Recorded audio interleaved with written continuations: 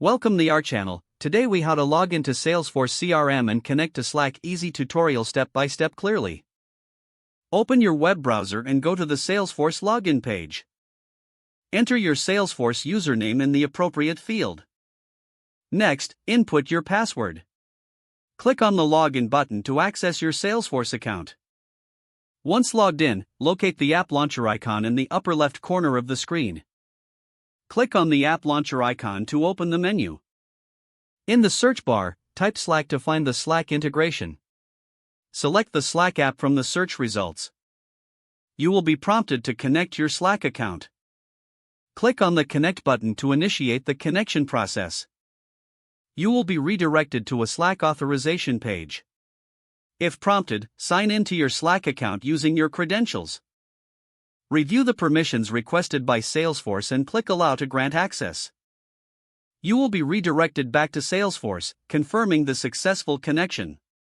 To verify the connection, check for any Slack-related options in Salesforce. Explore the features available through the Slack integration. You're now ready to use Salesforce CRM with Slack effectively. If the page does not load, refresh the browser or try again in a private or incognito window. Make sure you are using the correct email address, then retype it carefully to avoid small typos. If your password is not accepted, use the reset option and create a new strong password you can remember. Check your spam folder for verification or security emails, then complete any requested confirmation steps. Enable two-factor authentication if available to improve account security and reduce unauthorized access risk. After signing in, review your profile details so your contact information and settings are accurate and current. If you see an error message, note it down and try again after restarting your device and internet connection.